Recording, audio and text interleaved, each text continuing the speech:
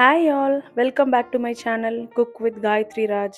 இன்னைக்கு நாம ஒரு சூப்பரான டெசர்ட் செய்ய போறோம். Coconut pudding. வாங்க எப்படி செய்யறதுன்னு பார்க்கலாம்.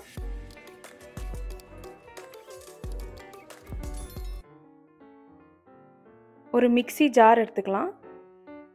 அதில் 1/2 கப் கிரேட் பண்ணி வச்சிருக்க கோகனட், கொஞ்சமா பால் ஊற்றி நல்லா நைஸா அரைச்சிக்கோங்க.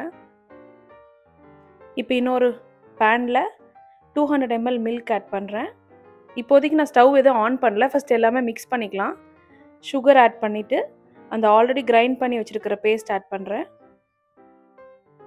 Cornflour, milk made,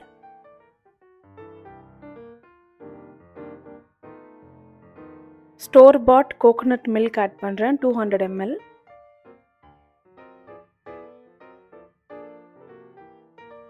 fresh cream, coconut milk powder, இதுதான் அந்த கோகோனட் மில்க் பவுடர், இதை ஆட் பண்ணிக்கோங்க.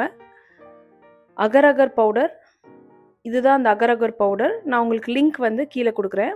அகர் அகர் பவுடரோட வாட்டர் லைட்டாக மிக்ஸ் பண்ணி டைல்யூட் பண்ணி அந்த மிக்சரோட ஆட் பண்ணிக்கோங்க. இதுதான் அந்த திக்னஸ் கொடுக்கறது.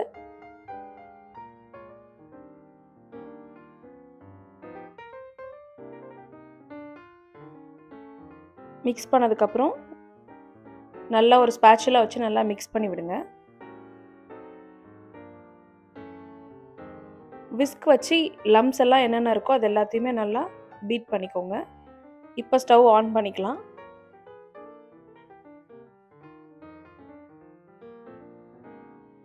ஸ்டவ் ஆன் பண்ணிவிட்டு லோ ஃப்ளேம்லேயே வைங்க, அப்போ தான் அடி பிடிக்காமல் இருக்கும். 10 செகண்ட்ஸ் ஒன்ஸ் இந்த மாதிரி மிக்ஸ் பண்ணிகிட்டே இருங்க.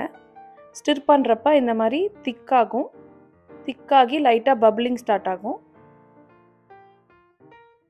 இந்த மாதிரி திக்கானோடனே ஸ்டவ்வை ஆஃப் பண்ணிடலாம். ஆஃப் பண்ணிவிட்டு நம்மள்ட்ட என்ன பவுல் இருக்கோ இல்லை டம்ளர் இருந்தாலும் ஃபைன், அதில் ஊற்றிட்டு ஃப்ரிட்ஜில் 1 hour வச்சுருங்க.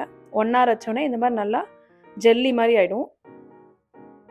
ஒரு நைஃப் வச்சு சைட்லலாம் எடுத்து விட்டுட்டு எடுத்திங்கன்னா அழகாக அது ஸ்கூப் அவுட் ஆகிட்டு வெளியில் வந்துடும். இப்போ சூப்பரான கோகோனட் புட்டிங் ரெடி ஆயிடுச்சு. நீங்களும் இதே மாதிரி வீட்டில் ட்ரை பண்ணி பார்த்துட்டு எப்படி இருக்குன்னு சொல்லுங்கள். இது ரொம்ப டேஸ்டியாக இருக்கும்.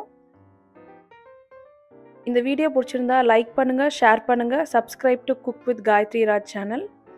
Eat tasty, be happy.